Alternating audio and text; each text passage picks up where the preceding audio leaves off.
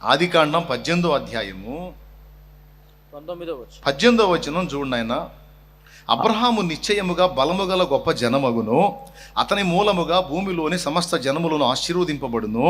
ఎట్లనగా యెహోవా అబ్రహామును గూర్చి చెప్పినది అతనికి కలుగజేయునట్లు తన తరువాత తన పిల్లలను తన ఇంటి వారును నీతి న్యాయములు జరిగించుచు యెహోవా మార్గమును గైకొనుటకు అతడు వారికి ఆజ్ఞాపించినట్లు నేను అతన్ని ఎరిగున్నాను అన్నాడు. ఇదండి పాయింట్. అసలు పిల్లలే పుట్టకముందు, ఆ పిల్లలు పెరిగి పెద్దగాకముందు అసలు అబ్రహాము ఆ పిల్లలకి ఏం ఆజ్ఞాపిస్తాడో, వాళ్ళని ఏ విధంగా పెంచుతాడో అంతా నాకు ముందే తెలుసు అని మాట్లాడుతున్నాను. నేను ముందే ఎరిగి ఉన్నాను అన్నాడు. ఇది ఒక ఆశ్చర్యకరమైన విషయం. మనుషులంగా మనకు అది తెలియదు, కానీ అబ్రహాం ఏమవుతాడో, అబ్రహాము నుండి ఎలాంటి కార్యాలు జరగబోతున్నాయో, అబ్రహాము ద్వారా భూ ప్రజలందరూ ఎలా ఆశీర్వదించబడతారో, అబ్రహాము తన సంతానాన్ని ఏ విధమైన క్రమంలో పెంచుతాడో, తన పిల్లలకి దేవుని యందు భయభక్తులు ఎలా నేర్పుతాడో, నీతి న్యాయములు అనుసరించి బ్రతకటం ఎలా నేర్పుతాడో, ఇవన్నీ అబ్రహాముకి ఇంకా సంతానము కలగక ముందే అబ్రహాం తన పిల్లలకు బోధించటం ఆయన చూశాడు. దీన్ని బట్టి మనకు ఒకటి అర్థం కావాలి. దేవుడు భూత భవిష్యత్ వర్తమాన కాలాలు ఎరిగినవాడు. మనలో చాలామందిని రక్షణలోనికి రాకముందే మనం అన్యులంగా నిజదేవుణ్ణి ఎరగని స్థితిలో అజ్ఞానాంధకారములో భక్తిలో మునిగిపోయి ఉన్నప్పుడే, ఆ స్థితిలో ఉండగానే మనం దేవుణ్ణి ఎరగక ఉన్నప్పుడే లేదా ఎరిగి ద్వేషిస్తున్నప్పుడే నెక్స్ట్ మనం ఏం కాబోతున్నాం ఆయన ముందే ఎరుగున్నాడు. అందుకే నాశనం చేయలే. మనల్ని అన్యులుగా ఉన్నప్పటి నుంచి కూడా కాచుకుంటానే ఉన్నాడు. సౌలు విషయంలో ఇబ్బంది పడ్డ దేవుడు సమూయేలుకి ఏం చెప్పాడో తెలుసా? ఇంకా 8 ఏళ్ల తర్వాత పుట్టబోయే దావీదు గురించి, 8 ఏళ్ల తర్వాత పుట్టబోతున్నాడు. పుట్టి మళ్ళా ఆయన సౌలు దగ్గరికి లైన్లోకి వచ్చేటప్పటికి మొత్తం 30 ఏళ్ళు, 30 ఒక 8, 38 ఏళ్ళు. 38 ఏళ్ల తర్వాత అతని లైన్లోకి వస్తాడు ఈ దావీదు అనే వ్యక్తి. ఇతని లైన్లోకి రాకముందే 38 ఏళ్లకు ముందే నేను నా చిత్తానుసారమైనటువంటి మనస్సు కలిగిన వాను ఒకడిని కనుక్కున్నాను అన్నాడు. సౌలు పరిపాలన మొదలుపెట్టి 2 ఏళ్లలోపే తేడా పడ్డాడు.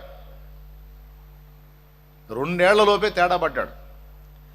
ఆ సౌలు పరిపాలన 2వ సంవత్సరంలో ఉన్నప్పుడే సమూయేలు ఈ మాట అన్నాడు: దేవుడు నీ యొద్ద నుండి రాజ్యము తొలగించి నీ పొరుగువానికి ఇస్తానికి సిద్ధపడ్డాడు, తన చిత్తానుసారమైన మనస్సు గల యొక్కని కనుగొన్నాడు అని సౌలుతో చెప్తాడు. అప్పటికి సౌలు పరిపాలన మొదలుపెట్టి 2 years. అర్థమైందా? ఆ తర్వాత 8 ఏళ్లకు దావీదు పుడతాడు. పుట్టి 30 ఏళ్లకు లైన్లోకి వస్తాడు. మొత్తం 38 ఏళ్ల చరిత్ర, తర్వాత జరగబోయే చరిత్ర ముందే చెప్పేశాడు సమూయేలు. ఏమైనా అర్థమైందా మీకు? ఇప్పుడు దీన్ని బట్టి మీకు ఏం అర్థం కావాలో తెలుసా?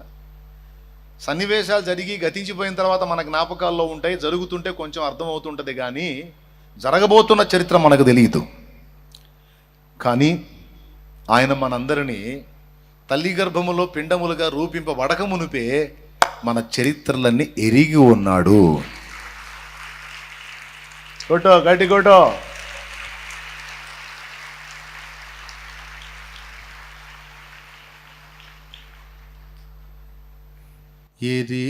ఎరిగియుంటివి యెహోవా యేసుక్రీస్తు నందు నన్ను ఎరిగియుంటివి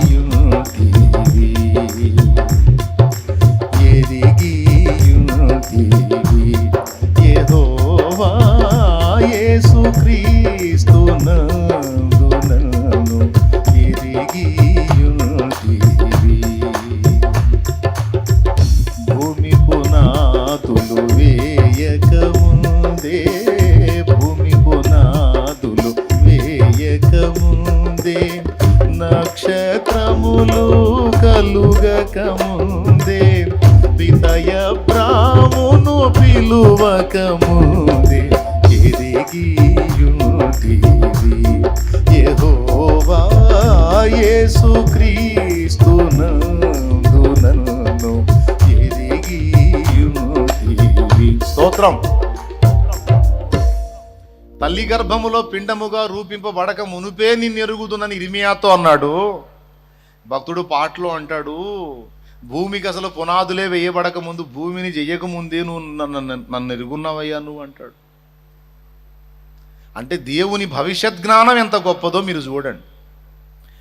అసలు మనం ఏ భూమి నుండి మంటి ముద్దలుగా తయారు చేయబడతామో ఆ భూమే రెడీ కాక మునుపే నేను భూమిని తయారు చేస్తాను, తర్వాత అందులోంచి మంటి నుంచి మనుషులను చేస్తాను, ఆ మనుషుల్లోంచి వీళ్ళు వస్తారు వీళ్ళు వస్తారు వీళ్ళు వస్తారు వాళ్ళు వస్తారు వాళ్ళు వస్తారు వాళ్ళు వస్తారు, వాళ్ళలో నువ్వు వస్తావని తెలుసు ఆయనకి. వాళ్ళలో నువ్వు వస్తావని తెలుసు ఆయనకి. అమ్మ ఎంత జ్ఞానం ఆయన. ఓకే, అబ్రహాముకి ఇంకా తర్వాత ఏం జరగబోతుందో దేవుడు ముందే ఎదిగి భవిష్యత్తులో తన దాసుడు ఏమేం కార్యాలు చేయబోతున్నాడు ఎరిగి అంటాడు, నేను చేయబోయేది నా దాసుడైన అబ్రహాముకు దాస్తానా? అబ్రహాం ఇంత గొప్పవాడు, ఇంత మంచి మనిషి కాబట్టి నేను దాచిపెట్టను, నేను అన్ని చెప్తా అబ్రహాం. కానీ సొదొమని ఏం చేయబోతున్నాడు చెప్పాడు. నేను వచ్చింది ఈ పనికని. అబ్రహాం ఆశ్చర్యపోయాడు, ఎందుకంటే అక్కడ లోతున్నాడు. ఈయన సహోదరుడి కొడుకున్నాడు అక్కడ. సొదొమ నాశనం చేస్తే లోతు పోతాడు. ఆల్రెడీ ఒకసారి పోయే పరిస్థితి వస్తే ఈయన కాపాడుకొని తీసుకొచ్చి ఆడ పెట్టాడు. అప్పుడన్నా సొదొమ దరిద్రులకు సిగ్గురాల శత్రురాజులు వచ్చి తన్ని మొత్తం లాక్కొని పోతే అప్పుడన్నా దేవునికి వెళ్ళి తిరుగుతా దరిద్రులు వచ్చి మళ్ళా మూర్ఖ పనులు చేసి దేవుని ఉగ్రతకు పాత్రులయ్యారు. అక్కడ లోతున్నాడు. లోతు దెబ్బతినే ఛాన్స్ ఉంది. ఈయన అంటాడు, సొదొమ గొమొర్రాల పాపం విస్తారమైపోయింది, నా దగ్గరకు మొర వచ్చింది, ఆ మొర చొప్పున వాళ్ళు జరిగించలేదు చూసి ఫైనల్ చేసి, ఒకవేళ ఫైనల్ అయితే మొత్తాన్ని వినం చేసేద్దామని వచ్చాను, ఇట్లా చేయబోతున్నాను అబ్రహాం అని చెప్పాడు. సీక్రెట్ చెప్పాడు, ఏం చేయబోతున్నాడో చెప్పాడు, ఏ ప్రాంతాలని టార్గెట్ చేయబోతున్నాడో చెప్పాడు. దేవుని మనసు ఎలాంటిదంటే, ఆయనకు మనం అనుసంధానం అయ్యామనుకో, ఆయనకి దగ్గర అయ్యామనుకో, నాకే తొందర అనుకుంటే నాకన్నా తొందర ఆయనకి. స్తోత్రం. నేను కూడా దాచిపెట్టి నీకు చెప్పకూడదు అని చెబుతుంటా. ఆయన కూడా అంతే. ఆయన కొంచెం కనెక్ట్ అయ్యి కొంచెం దగ్గర అయ్యామంటే ఆయన చేయాలనుకుని అని చెబుతాడు. భూమి మీద ఎలాంటి విలయాలు రాబోతున్నాయో చెప్తాడు, ఏం జరగబోతుందో చెప్తాడు, నువ్వు ఎరిగిన వ్యక్తుల జీవితాలు ఏం జరగబోతుందో చెప్తాడు, నీ ఇంట్లో ఏం జరగబోతుందో చెప్తాడు. ఆయనకి నువ్వు ట్యూన్ అయితే చాలు, ఆయనకి నువ్వు కనెక్ట్ అయితే చాలు, అబ్రహాం లాగా నువ్వు ఆయనకి లింక్ అయితే చాలు, నీకు చెప్పకుండా దాచిపెట్టాడు. ఆయన మనసు అది.